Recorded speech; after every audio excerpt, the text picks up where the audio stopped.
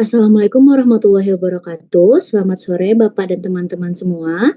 Perkenalkan kami dari kelompok 4. Pada kesempatan kali ini, kami akan mempresentasikan tentang kalimat efektif, di mana anggota kelompok kami beranggotakan ada Bella Risninda Putri dengan NIM G1A123025, lalu ada Rahila Syatira dengan NIM G1A123006, dan ada saya sendiri Karina Triamonika dengan NIM G1A123010, dan ada Zahra Nabila Putri dengan NIM G1A123016, dan yang terakhir ada Natasha Rafa Naura dengan NIM G1A123057.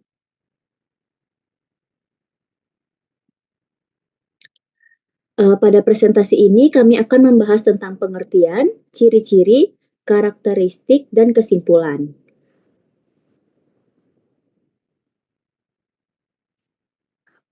Untuk pengertiannya sendiri, menurut Wijono, kalimat efektif adalah kalimat yang singkat, padat, jelas, lengkap, dan dapat menyampaikan informasi secara tepat. Dan menurut Ramadansyah, kalimat efektif ialah kalimat yang memiliki kemampuan menyampaikan pesan, gagasan, dan pemikiran dari pemberi pesan ke penerima pesan, seperti apa yang ada dalam pikiran pembaca dan penulis. Selanjutnya kita akan masuk ke ciri-ciri menurut Wijono. Yang pertama itu adalah keutuhan. Keutuhan atau kesatuan kalimat ini ditandai oleh adanya kesepadanan struktur dan makna kalimat. Kalimat secara gramatikal mungkin benar, tetapi maknanya kemungkinan salah. Contohnya, seperti yang ada di kotak berwarna merah, saya saling memaafkan itu merupakan kalimat yang salah. Dan untuk kalimat yang benar adalah kami saling memaafkan. Selanjutnya contoh kedua ada rumput makan sapi di kebun guru saya, itu merupakan contoh yang salah. Dan contoh yang benar adalah sapi makan rumput di kebun guru saya, dan itu merupakan contoh yang benar. Selanjutnya akan dijelaskan oleh teman saya.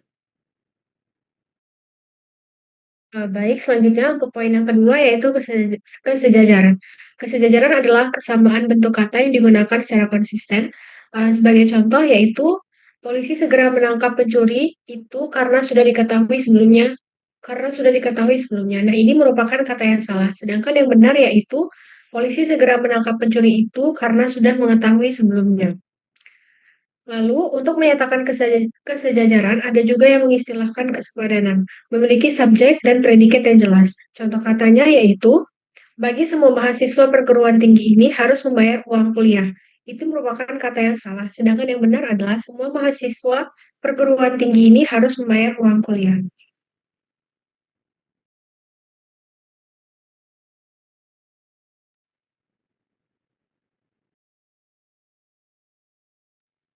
Berikutnya, yaitu tidak terdapat subjek yang ganda. Contoh, yaitu penyusunan laporan itu saya dibantu oleh para dosen. Ini merupakan kata yang salah, sedangkan yang benar yaitu dalam menyusun laporan itu, saya dibantu oleh para dosen. Selanjutnya, yaitu kalimat penghubung intra kalimat tidak dipakai pada kalimat tunggal.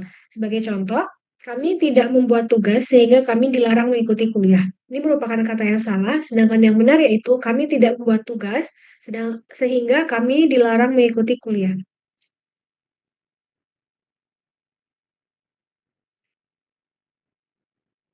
Selanjutnya, untuk poin yang ketiga yaitu kefokusan. Kalimat efektif harus memfokuskan pesan terpenting agar mudah dipahami maksudnya. Jika tidak, makna kalimat akan sulit ditangkap maknanya. Hal ini sangat memungkinkan menghambat komunikasi. Sebagai contoh, sulit ditingkatkan kualitas dan kuantitas produk hortikultura ini. Ini merupakan kalimat yang tidak efektif. Sedangkan yang efektif yaitu produk hortikultura ini sulit ditingkatkan kualitas dan kuantitasnya. Contoh yang kedua yaitu pandai bergaul, pandai berbicara, dan pandai membujuk orang adalah model utama dalam pemasaran produk. Ini merupakan kalimat yang tidak efektif, sedangkan yang efektif yaitu pandai bergaul, berbicara, dan memujuk orang adalah model utama memasar produk. Selanjutnya akan dilanjutkan oleh teman saya.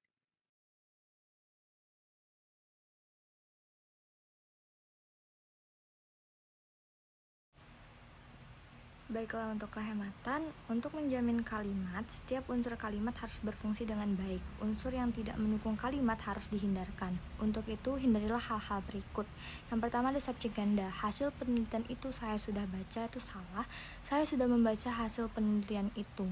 Di sini kita mengubah struktur yang tadinya dari predikat, subjek dan keterangan menjadi subjek, predikat, dan juga keterangan, karena pada yang kotak merah itu terdapat 2 subjek hasil penelitian itu dan juga saya.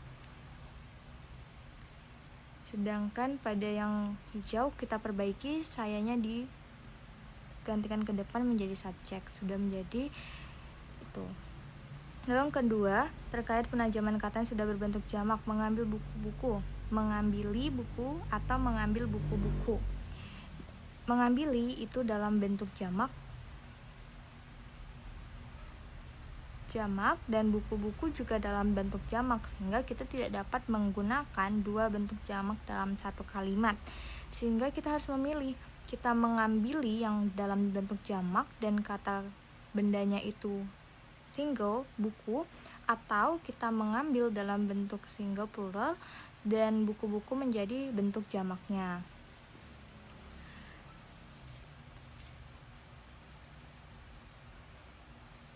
Setelah itu, menggunakan bentuk singkat. Kalimat singkat bukan berarti harus pendek-pendek, akan tetapi kalimat harus menggunakan unsur kalimat yang benar-benar berfungsi dan menghilangkan kata atau ungkapan yang tidak mendukung makna.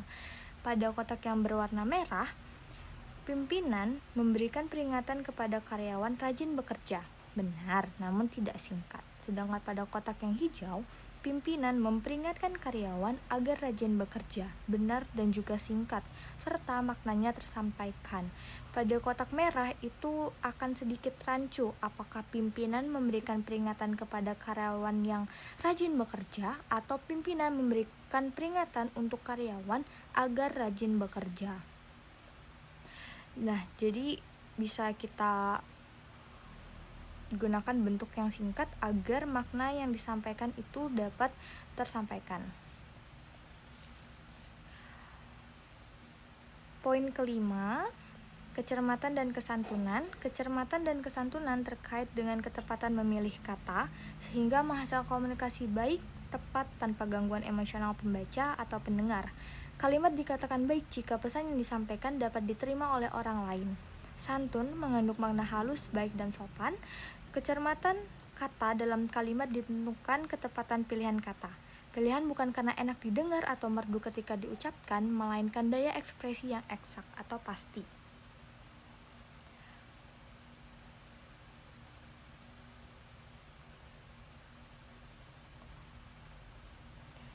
Di sini misalnya pada kotak merah, manusia ialah makhluk yang berakal budi. Ini kurang cermat karena kata ialah itu harus diikuti sinonim, bukan definisi secara formal atau kalimat yang bentuknya panjang. Jika menggunakan ialah, kalimat itu akan mencari sinonim dari manusia. Pada kotak hijau, kita dapat mengubah ialah menjadi adalah, sehingga manusia adalah makhluk yang berakal budi, adalah diikuti dengan definisi formal atau kalimat yang panjang. Sedangkan jika ingin tetap menggunakan ialah, kita bisa mencari sinonim manusia. Manusia ialah orang atau orang ialah manusia. Itu merupakan salah satu sinonimnya. Benar juga dan juga termasuk cermat.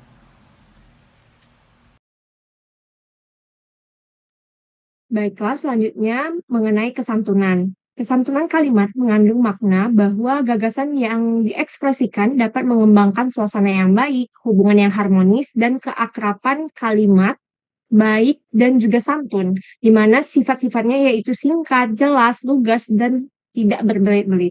Sebagai contoh yang salah, sebagaimana telah ditetapkan, pekerjaan itu biasanya dikerjakan 2 kali seminggu. Nah, bentuk yang benarnya adalah sebagaimana telah diterapkan, pekerjaan itu biasanya dilakukan 2 kali seminggu. Nah, kemudian di contoh yang lainnya yang termasuk contoh yang salah adalah aspek lain yang perlu dipertimbangkan ialah segi hubungan masyarakat. Bentuk benarnya adalah telah ditetapkan bahwa pekerjaan itu 2 kali seminggu. Next.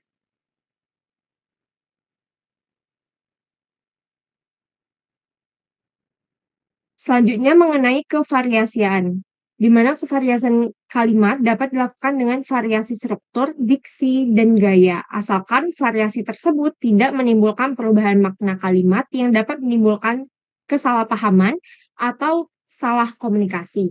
Yang pertama adalah kalimat berimbang, di mana dalam kalimat majemuk setara. Contohnya, kedua orang tuanya bekerja di perusahaan, dan ketiga anak mereka belajar di sekolah.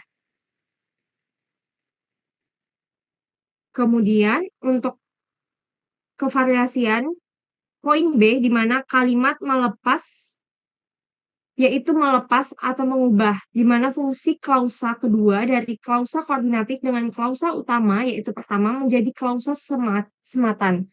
Dalam kalimat berikut ini menjadi anak kalimat keterangan waktu. Contohnya adalah, kedua orang tuanya bekerja di perusahaan ketika ketiga anak mereka belajar di sekolah. Dan poin ketiga, atau poin C itu kalimat berklimaks, yaitu menempatkan klausa sematan atau anak kalimat pada posisi awal dan klausa utama di bagian akhir. Contohnya adalah kedua orang tuanya bekerja di perusahaan ketika ketiga anak mereka belajar di sekolah. Untuk ciri selanjutnya akan dijelaskan oleh teman saya. Baik, ciri-ciri yang terakhir adalah kelogisan. Yang dimaksud dengan kelogisan ialah bahwa ide kalimat itu dapat diterima oleh akal dan penulisannya sesuai dengan ejaan yang berlaku. Nah, kita perhatikan dulu 5 kalimat pertama ini. Ini merupakan contoh yang salah. Pertama, itu adalah waktu dan tempat kami persilahkan. Lalu yang kedua, untuk mempersingkat waktu, kami teruskan acara ini. Lalu yang ketiga, Haryanto Arbi meraih juara pertama Jepang Terbuka. Yang keempat, Hermawan Susanto menduduki juara pertama Cina Terbuka. Yang terakhir itu adalah mayat wanita yang ditemukan itu sebelumnya sering mondar-mandir di daerah tersebut. Boleh next slide?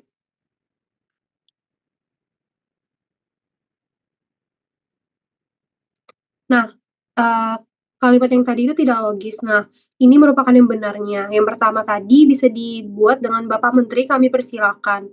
Lalu yang kedua, untuk menghemat waktu, kami teruskan acara ini. Lalu yang ketiga, Haryanto Arbi meraih gelar juara pertama Jepang Terbuka. Yang keempat, Hermawan Susanto menjadi juara pertama Cina Terbuka.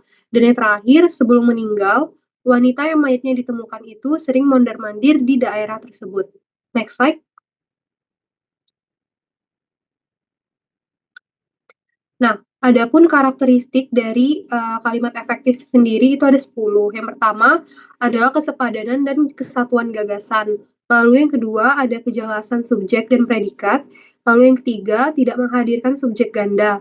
Yang keempat itu adalah tidak menghadirkan kata penghubung intrakalimat pada kalimat tunggal. Yang kelima tidak menghadirkan kata yang sebelum predikat. Dan yang keenam adanya kesejajaran atau keparalelan. Yang ketujuh adanya ketegasan, yang kedelapan adanya kehematan, yang kesembilan adanya kelogisan, dan yang terakhir adalah adanya kecermatan.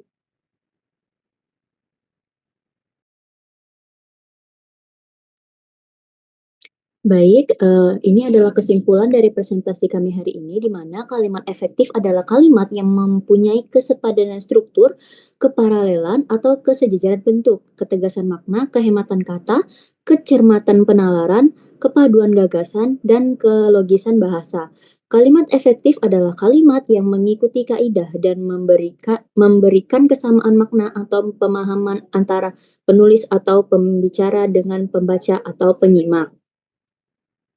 Untuk ciri-ciri kalimat efektif adalah adanya keutuhan, kesejajaran, atau kesepadanan, kefokusan, kehematan, kecermatan, dan kesantunan, kevariasian, serta kelogisan. Next slide. Lalu untuk kalimat efektif yang mempunyai beberapa karakteristik itu adalah sebagai berikut. Yang pertama ada kesepadanan dan kesatuan gagasan. Yang kedua ada kejelasan subjek dan predikat. Yang ketiga tidak menghadirkan subjek ganda. Yang keempat tidak menghadirkan kata penghubung intrakalimat atau kalimat tunggal. Dan yang kelima tidak menghadirkan kata yang sebelum predikat. Yang keenam adanya kesejajaran atau keparalelan. Yang ketujuh, adanya ketegasan. Yang kedelapan, adanya kehematan. Yang kesembilan, adanya kelogisan. Dan yang terakhir, adanya kecermatan. Baik, ini adalah daftar pustaka kami. Mungkin presentasi kami cukup sampai di sini. Bagi teman-teman yang ingin bertanya, bisa melalui kolom komentar.